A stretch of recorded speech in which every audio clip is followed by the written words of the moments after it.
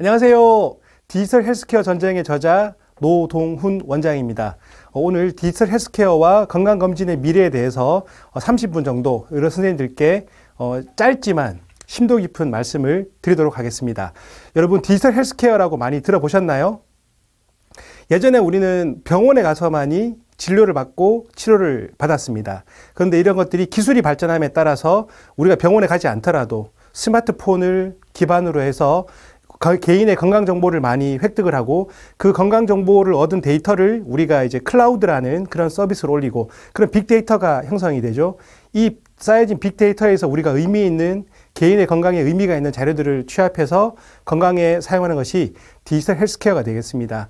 세계 각국은 이런 산업혁명이라서 의료시장이 많이 커지고 있는데 아직 우리 한국은 조금 느린 감이 있는 것 같아서 제가 그래서 조금 경각심을 주기 위해서 우리도 새로운 의료를 받아들여야 된다라는 생각으로 디지털 헬스케어 전쟁이라는 책을 썼습니다. 오늘 이 시간 여러분들 디지털 헬스케어가 어떤 것인지 개념을 한번 보시고 그리고 건강검진의 미래는 과연 어떻게 될 것인지 저의 짧은 강의를 듣고 인사이트를 얻으셨으면 좋겠습니다. 자, 노동훈 원장의 디지털 헬스케어 전쟁. 디지털 헬스케어 가깝지만 먼 미래입니다. 자, 책에 있는 목차이고요. 제가 또 우리 선생님들이 이해를 쉽게 하시기 위해서 저 나름대로 이렇게 목차를 봤습니다. 목차는 그냥 가볍게 한번 보시면 될 것 같습니다. 자, 여기 있는 아이가 제 아들입니다. 제가 우리 아들과 놀 시간이 별로 없기 때문에 이제 아들하고 노선민 TV라는 걸 만들었거든요. 근데 예전에는 제가 어렸을 때만 하더라도 이런 방송국이 참 거대한 조직이었습니다. 방송을 찍기 위해서는 아주 고가의 장비, 전문적으로 훈련된 그런 사람들이 필요하거든요. 근데 요즘은 이거 저 혼자 찍은 거예요. 우리 아들하고 지하철 타고 김포공항에 놀러 가는 광경을 스마트폰 하나로 찍고요. 제가 스마트폰으로 편집해서 유튜브 채널에 올렸습니다. 기술이 발전했다라는 거죠. 자, 여기에 보시면은 이제 1차 산업혁명, 2차, 3차, 4차 산업혁명이 있습니다. 다 아시는 내용인데 제가 가볍게 한번 훑어볼게요. 1차 산업혁명은 전기기관이 바탕이 되었던 거고요. 2차 산업혁명은 전기 에너지를 많이 사용하게 된 겁니다. 그래서 1차, 2차 산업혁명은 사람의 그런 근력, 신체를 대신하는 산업혁명이었던 거고요. 3차 산업혁명은 컴퓨터와 인터넷이 활용이 되었던 것이고 4차 산업혁명은 이런 것들이 더 발전해서 뭐 인공지능이라든지 빅데이터, 뭐 IoT 뭐 이런 여러 가지 것들이 나오게 된 거거든요. 3차, 4차 산업혁명은 사람의 그 두뇌로 활용하는 것들을 대신하게 된 것들입니다. 자, 그래서 이제 이렇게 기술이 발전하다 보니까 과거의 의료는 우리가 병원에 가서 의사를 만나고 검사를 하고 진단을 받고 처방하는 단계였었는데 스마트폰으로 대표가 되는 4차 산업혁명 시대에는 이제 헬스케어도 디지털화가 되었던 겁니다. 그래서 자, 디지털 헬스케어라는 것이 이제 헬스케어의 범위부터 보시면은 넓은 의미에서 이제 건강관리에 해당이 되는 것들이고요. 거기에서 디지털이 추가된 부분이 있습니다. 그 다음에 스마트폰은 모바일이 되겠죠. 그 다음에 의료라는 것들이 이렇게 또 한 포션을 차지합니다. 사실 이 부분은 제가 설명을 드리기 위해서 한 것이고 그냥 이런 것이 있다라는 개념 정도만 아시면 될 것 같습니다. 자, 그래서 이민아 교수님께서 예전에 디지털 헬스케어 분야들에 대해서 많이 말씀을 하셨었는데 예측, 그 다음에 이제 새로운 혁신, 그렇게 해서 이제 효율이 높아진다라는 개념으로 보시면 되고 이것은 이제 유전자를 분석하는 내용들입니다. 제가 99년도에 의과대학을 들어갔었고 2000년도에 그 휴먼 게놈 프로젝트라는 게 완성이 되었습니다. 그 당시에 한 명의 유전자를 분석하기 위해서 뭐 수천만 달러의 돈이 들었고 한 10몇 년 정도의 그런 기간이 걸렸었거든요. 근데 최근에는 이렇게 2001년 기준으로 유전자를 분석하는데 9,500만 달러가 들었지만 지금은 이제 1000불 밑으로 내려왔습니다.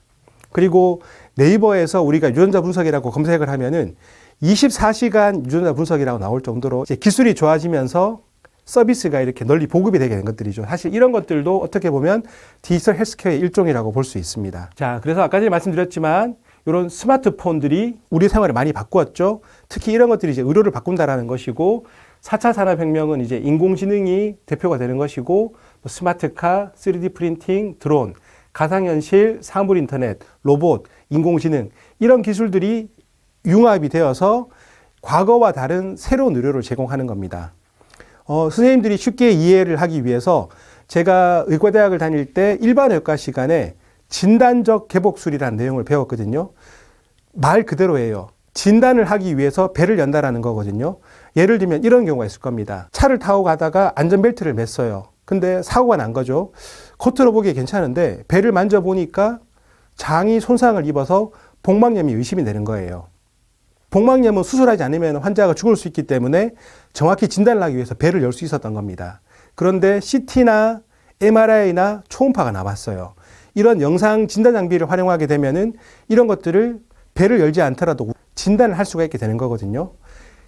과거의 의료는 불가능했지만 영상 장비라는 기술이 발전하면서 새로운 의료가 가능했던 것처럼 이제는 우리가 뭐 스마트폰으로 대표되는 또 인공지능, 뭐 웨어러블 디바이스, IoT 이런 기술들이 기반이 되어서 과거의 의료는 불가능했던 것들을 할 수 있게 된다. 이것이 이제 디지털 헬스케어라고 보시면 됩니다. 이제 본론입니다.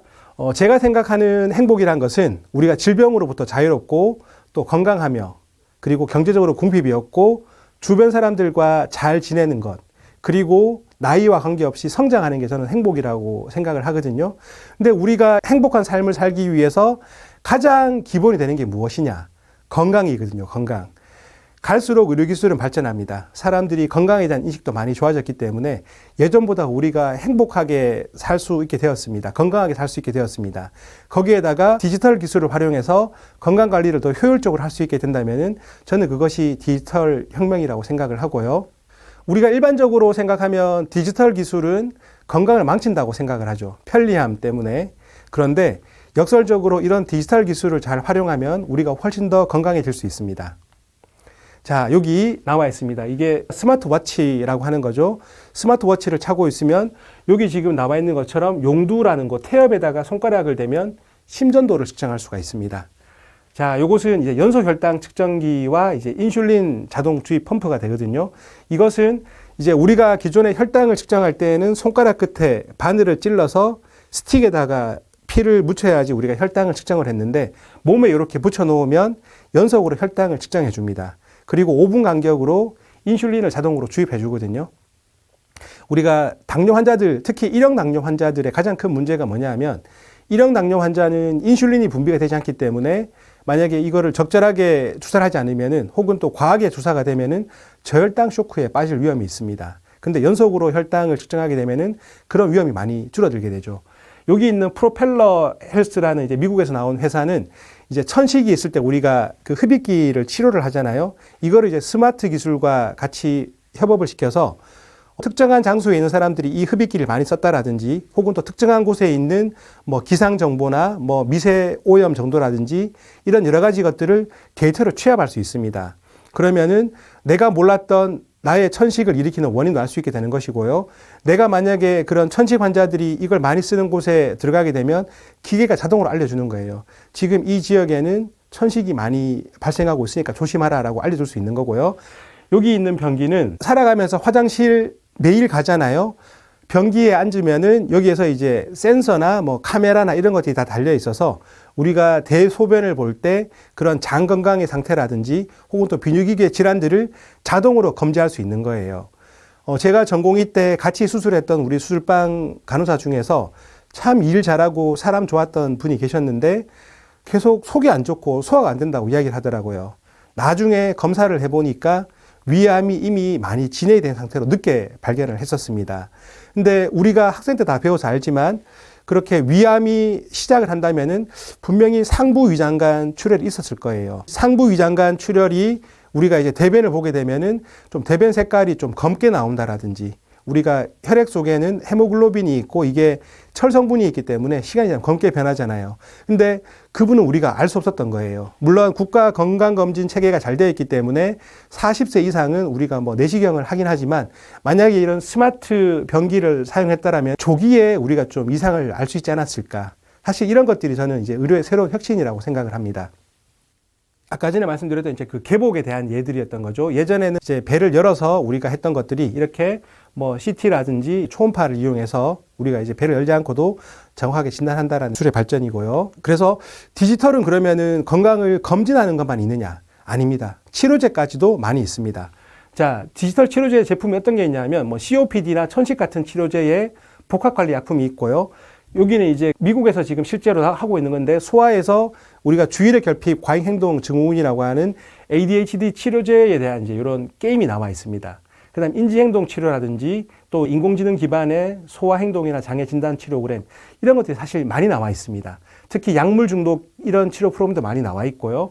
또 시각 손상에 따른 이제 이런 VR 치료들도 나와 있고요. 또 요즘에 코로나 때문에 사실 우울한 분들이 많이 늘어나셨거든요. 이런 명상액 같은 경우에도 어떻게 보면 일종의 디지털 치료제라고 볼 수가 있죠. 자, 그런데 이렇게 좋은 디지털 치료가 외국에서는 지금 많이 사용이 되고 있습니다. 그런데 아직까지 국내에서는 이런 여러 가지 이해관계들로 조금 안 되고 있는데, 그러면 잘 되고 있는 외국 사례를 우선 좀 볼까요? 디지털 헬스 케어를 제일 잘하는 회사가 어디일까요? 잠깐 시간을 드릴 테니까 한번 생각을 해보세요. 여러분이 아주 잘 알고 있는 회사고요. 아마 여러분들도 이 회사 제품 한두 개씩은 다 가지고 있으실 거예요. 네, 정답은 바로 애플입니다. 자, 디지털 치료를 하기 위해서는 환자 유래의 개인 정보를 취합해서 이것을 하나의 데이터로 모으고 이것을 분석해서 새로운 치료 솔루션을 줘야지 되거든요. 근데 애플은 폰 안에 이런 헬스케어에 관한 플랫폼들이 이미 다 들어가 있습니다. 그래서 우리가 애플 스마트폰을 쓰거나 애플의 워치를 착용하거나 하면은 개인 유래된 이런 환자 정보를 모아서 그 다음에 이것을 클라우드를 이용해서 데이터를 올리죠. 그럼 빅데이터가 이제 취합이 되고요. 그 다음에 이 모아진 정보를 바탕으로 이제 개인의 맞춤형 건강 관리가 가능해지는 겁니다.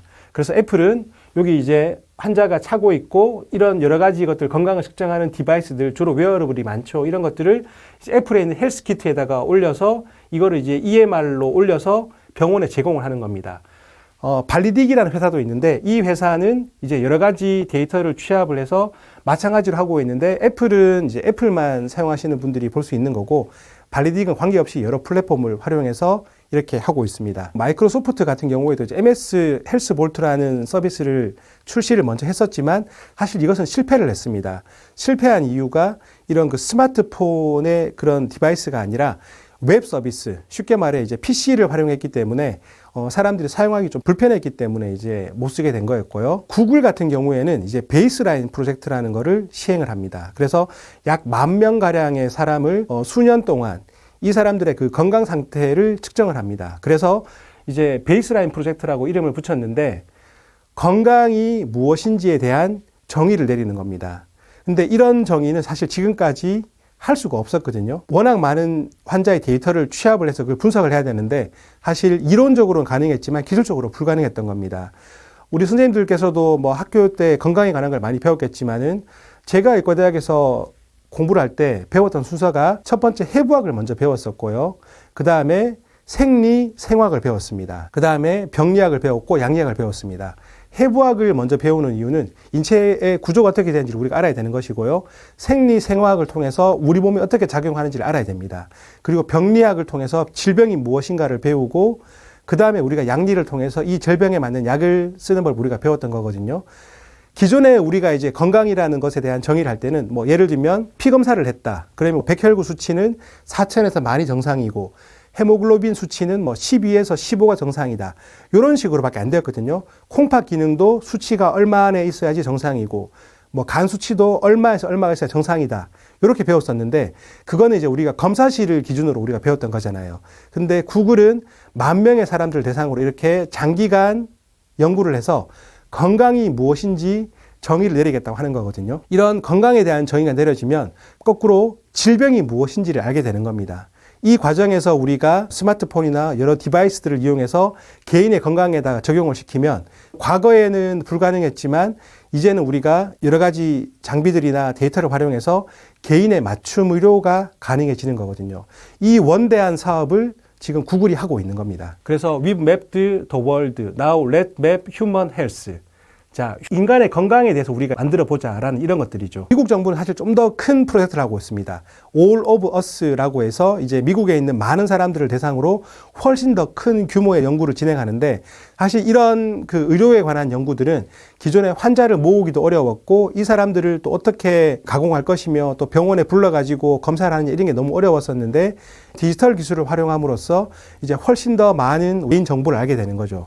애플이나 구글이나 미국 정부같이 이런 개인의 건강에 관한 정보를 많이 모으게 되면은, 그럼 이제 우리는 알게 되는 거죠. 어떤 게 건강한지, 그리고 어떤 식으로 건강 상태가 나빠져서 질병에 이르게 되는지, 그 다음에 웨어러블 디바이스나 스마트폰, 인공지능을 활용해서 개인의 건강 관리까지 하게 되는 겁니다. 그러면 자, 어떤 게 가능해지느냐? 예방 의료가 가능해져요. 그 다음에 예측 의료가 가능해지죠. 그 다음 개인 맞춤 의료가 가능해지는 거고요.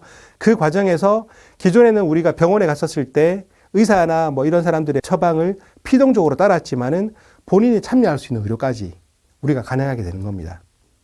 네, 그래서 이제 국내와 달리 외국에서는 이런 스마트 헬스케어 시장, 디지털 헬스케어 시장이 아주 빠른 규모로 성장하고 있습니다. 여기 자료에 있는 것처럼 2015년 대비 2020년에 스마트 헬스케어 시장의 규모가 거의 뭐 3배 가까이 지금 성장을 했죠. 그리고 이런 빅데이터를 활용해서 개인의 건강 관리를 하게 되면 앞에 말씀드렸던 예방의료, 예측의료, 맞춤의료, 참여의료가 가능해지면서 건강이 악화되기 전에 우리가 질병을 예측할 수 있기 때문에 훨씬 적은 비용으로 또 불편함을 줄이면서 건강을 증진할 수 있습니다. 그래서 빅데이터 헬스케어가 이만큼의 비용 절감을 지금 어마어마하게 할 수 있다라는. 근데 한국은 어떤 문제가 있을까요? 보이스피싱이나 이런 뭐 인터넷으로 관련된 사기들이 많죠. 그래서 개인정보보호법이 아주 강화가 되었습니다.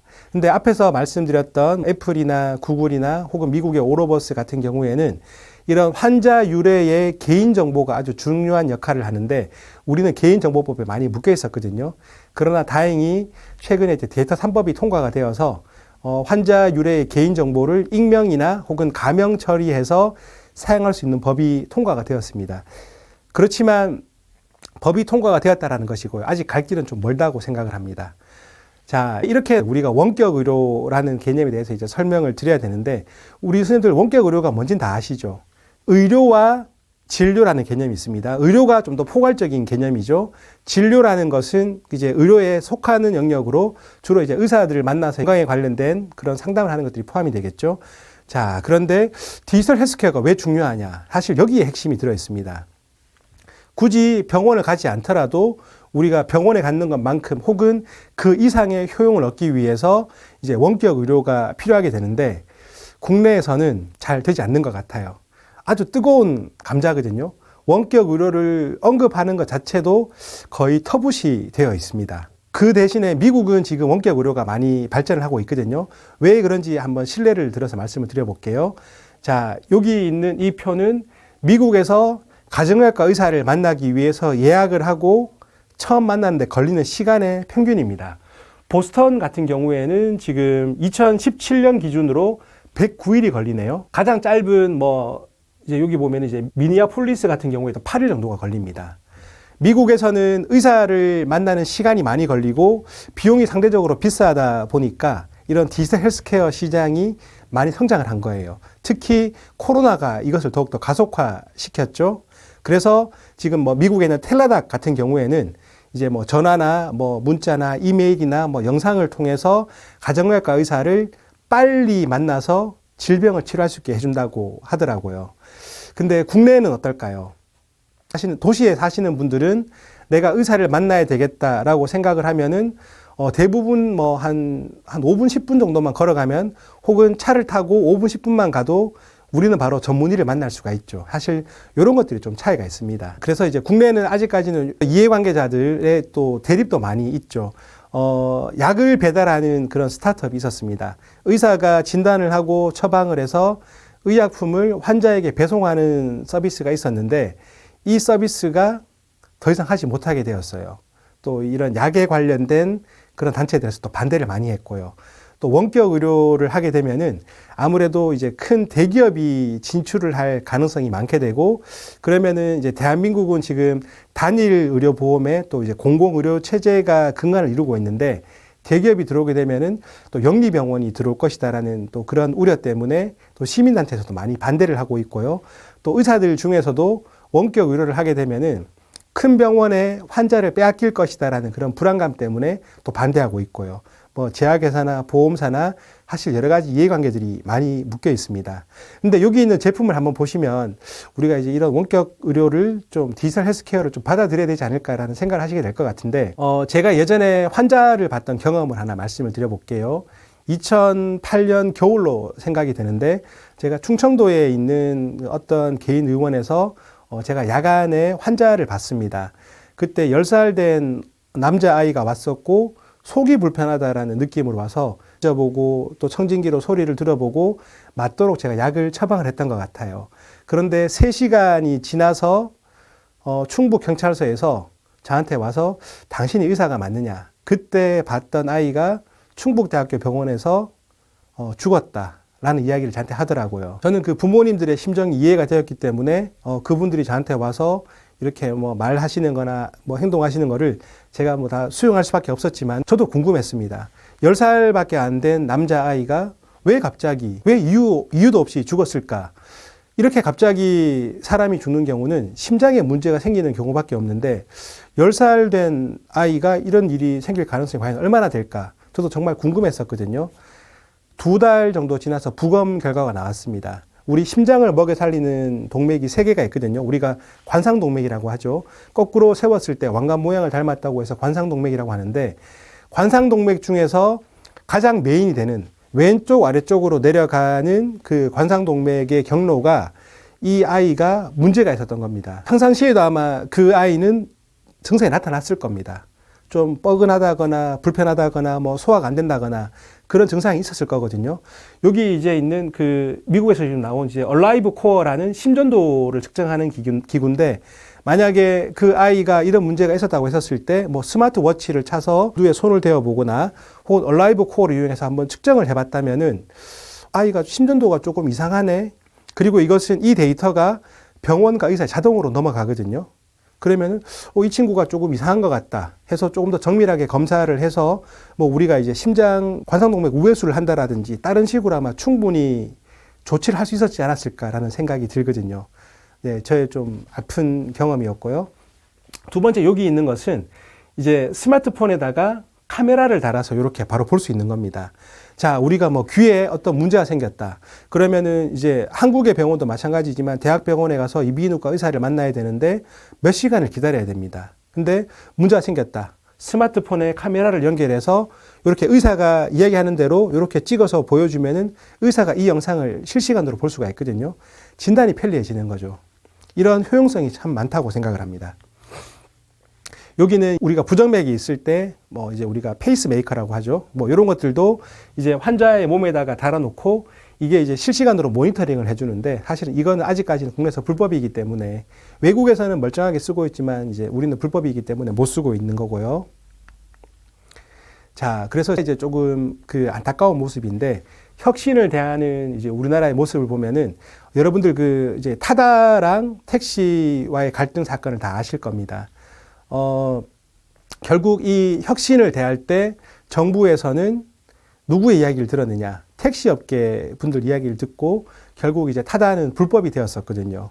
근데 저는 사실은 좀 혁신이 좀 필요하지 않을까라는 생각이 좀 들고요. 자, 여기 보시면은 이제 조선시대에 우리가 그 무과 시험을 보는 것이고요. 요거는 청일, 그 아편전쟁 당시에 이제 싸웠던 모습인데, 자, 제가 왜 이 사진을 넣었냐면은 이순신 장군이 이제 임진왜란 전에 무과 시험을 봤죠. 1572년일 겁니다, 아마. 그때 말에서 떨어져서 뭐 기절했고 나중에 부몽을 대고 돌아갔다라는 이야기가 있었고, 중국은 1911년에 신해 혁명이 일어나서 청나라가 망하게 되거든요. 1911년까지도 중국의 무과 시험은 여기 있는 그림과 똑같이 말타기, 창던지기, 활쏘기였다고 하더라고요.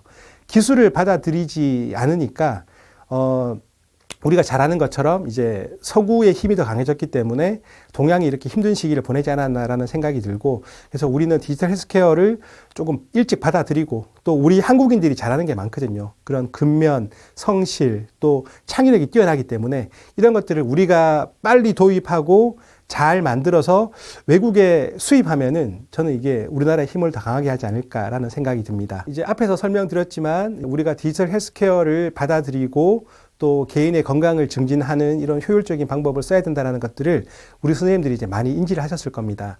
그러면 디지털 헬스케어가 건강검진의 미래에는 어떤 영향을 줄 것인지를 한번 고민을 해보셔야지 되겠죠.